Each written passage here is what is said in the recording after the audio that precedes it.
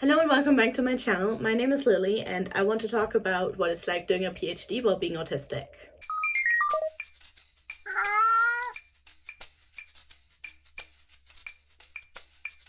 So first things first, when I started my PhD, that was in 2020, I didn't actually know that I was autistic. Obviously I've gone through school and university and I've gotten out mostly okay, at least when it comes to grades. And generally I just thought the PhD is for me because I love research. I do love creating a project, collecting data, analyzing data and putting it all together. Of course there are parts that I don't like that much, but I think that's the case in any job. So I'm not a risk taker. And I was convinced that my own ideas aren't actually good enough to receive funding. I genuinely believe that I'm not smart enough for that my ideas aren't innovative enough for that. And so I decided I'm going to look for funded PhDs with an already established question. And that's exactly what I did. And to my surprise, I immediately got in. I got accepted for this PhD I applied for in health services research. And for me, that was something completely new. Something I've never done before. My background is actually in psychology and child development, so getting this PhD was a surprise for me because I thought there's not a chance I will get into this PhD because I don't actually know that much about the topic. On the other hand, I always knew that in order to grow, I need to jump into things that I'm not sure about, and so I did just that, and I said, yeah, absolutely, I'm going to do this. And the research question itself also sounded really important, so I was doubly excited to start. So you may be wondering, what makes my experience different from a neurotypical person that is deciding to do a PhD? And I can't really answer that. All I can tell you is what I struggled with that was most likely in part due to me being autistic. So as I mentioned before, I started my PhD in 2020 and it was the height of the pandemic. It was October and obviously we were not allowed to go to campus. And even then, we had just moved to a town near where we had lived before in Scotland. And my university, where the PhD was happening in, was actually about 2.5 hours drive away. So everything was done remotely. I had my inductions remotely, and I, at the time, had to use my personal computer for the first few weeks. But I was soon after then sent a proper university computer. And when I say university computer, they did not send me a laptop. They sent me a full-on tower computer and a monitor. We had made one of our rooms already into an office, so that's where I set up. And for me, I think the first issue was that I had to work on a Windows computer. Because of the data I was going to be working with, I was required to work on a university computer due to data protection and safety and all that kind of stuff. So I wasn't allowed to use my personal computer. I'm a Mac user and unfortunately I'm very used to using Mac. So for me, I had to essentially relearn a lot of like Windows functionalities and that kind of stuff that I wasn't used to, and I got frustrated at times a lot. However, you get used to anything, and eventually I did get used to it. And so the second issue that I faced was being very isolated. And I know that this is the case for a lot of people, especially those that started their PhD or any other job or position during the pandemic and during working from home. I already struggle with social interaction in person. So for someone that's already struggling with social interaction, this is incredibly difficult. And it was incredibly difficult for me because I did not know whom can I talk to, when can I talk to them, under what circumstances is it okay to approach them. And these are things that I would normally observe in the office, right? So I would like go in, I would find out where the other PhD students are, and I would observe what they would be doing. Being online, you can't do that because you can't see if another student writes an email to a colleague, if they write a message on Teams to their colleague or anything like that. So I was incredibly isolated and I was scared to ask questions. I was scared to annoy people. I was scared that I was doing something wrong and I didn't know who to talk to. And quite frankly, I think that held me back quite a bit because there were parts of this PhD that I had just never done before.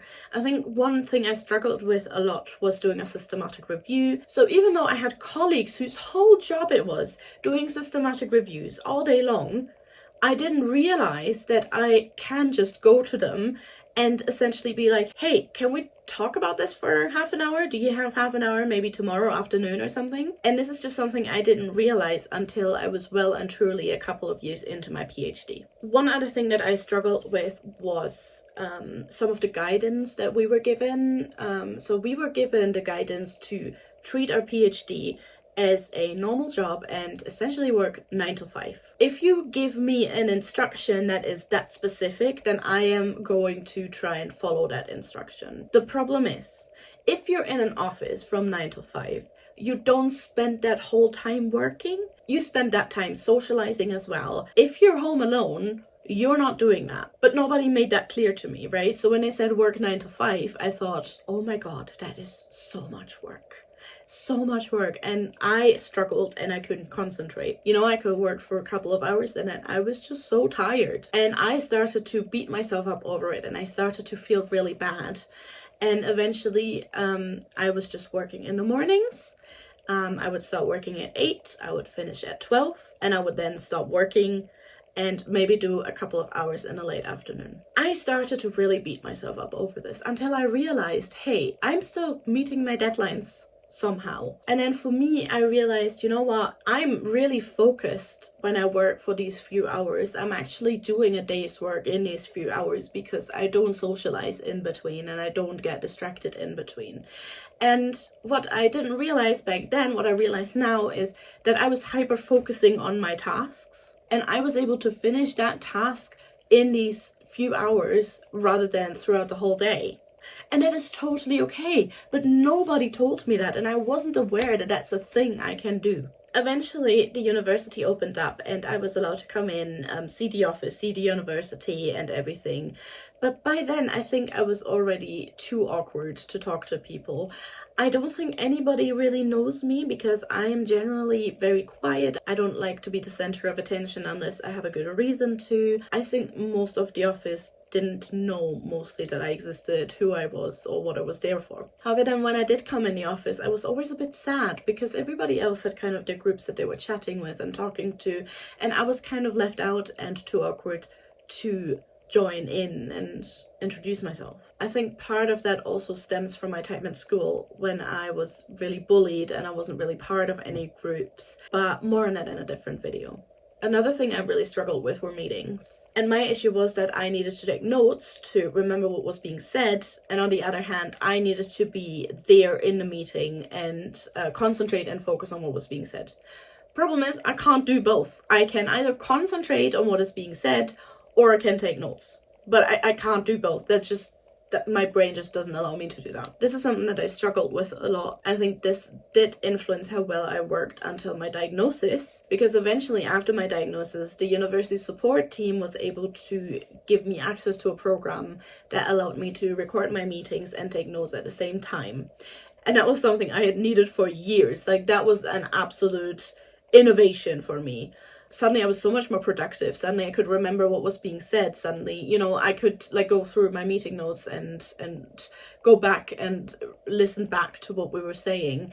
And that really, really, really helped me. One other thing that I struggle with is vague instructions. So if you give me an instruction and that is really vague, then I spend more time thinking about what you meant than I spent on the actual task. And this was something that wasn't actually that clear to me that I did that until it really became a problem because I was asked to submit some writing. My supervisors asked me to submit some writing every now and then for my thesis. But these instructions were so vague. What does that mean? First of all, what does some writing mean?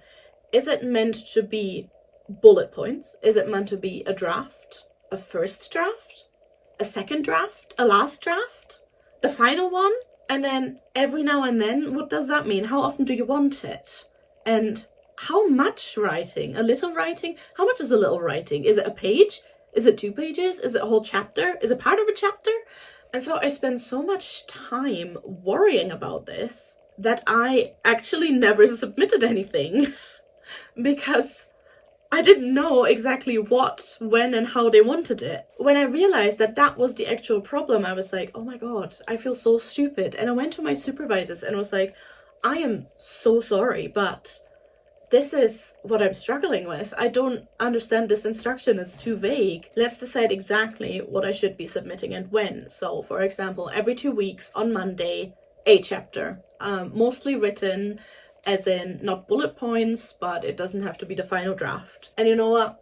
That's all I needed, and suddenly I was able to deliver. So yeah, there were a few difficulties that I think were in part due to me being autistic. But I also think that my ability to be able to hyper-focus on a task was really helpful at times as well. So I submitted my thesis. I still have to defend it in the future, so I'm not quite there yet.